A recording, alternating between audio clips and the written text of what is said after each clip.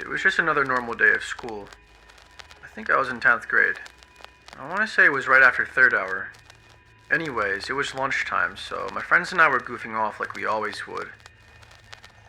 We would all eat for maybe 5 minutes and spend the rest of the 20 minutes playing games and messing around and such. Well, about halfway through lunch, the PA went off and said that we were having an emergency lockdown, which was definitely kind of scary. Lockdown, lockdown. This is an emergency alert.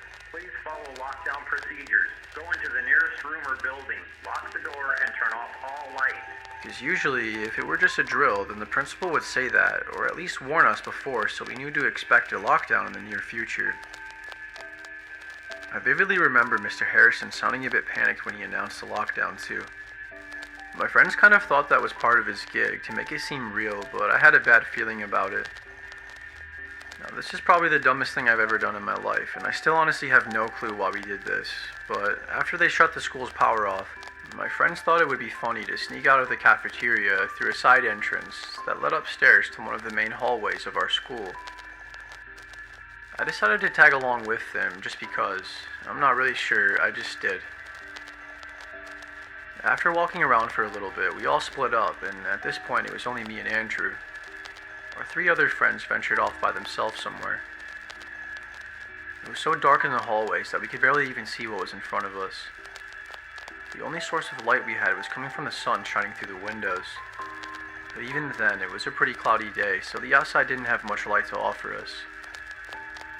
Then out of nowhere, we heard 3 gunshots right in a row, followed by screaming. Andrew and I, of course, started freaking out, so we ran outside and sprinted as fast as we could. I'm happy we were close to the main entrance of the school because I'd much rather have been outside than hiding in a bathroom or something. But now we were in the front of the school, and we knew we were sitting ducks for any of the teachers or police to find us.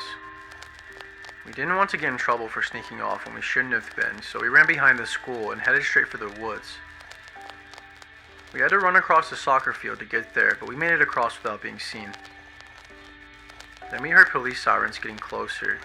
I knew they were there for whoever the hell just fired the gun, but we were still paranoid that the school or police were looking for us for running off as well.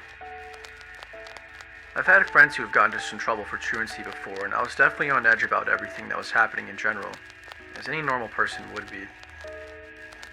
This was a pretty serious situation, so we were freaking out for a while, and we were trying to calm each other down. We also didn't want the police or anyone to think we had anything to do with that psycho with a gun. Well, the police weren't searching for us, and they literally had no idea we were missing in the first place, nor did anyone in the school.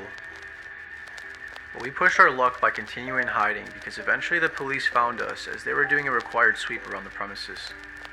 The police ended up finding us, and when they did, they detained us until they caught the actual suspect they were looking for. Apparently, the kid who let off the gunshots was someone who went to a whole different school, and he was only a year younger than me. Nobody got hurt, thankfully, but the kid said he was coming to kill some girl specifically, but he failed. Something weird I want to add real quick is how eerily similar me and this kid look. We were both the same height, same color hair, and hairstyle, and we were dressed very similar that day. The police quickly figured out I had nothing to do with it though after we explained everything. I learned my lesson that day for sure.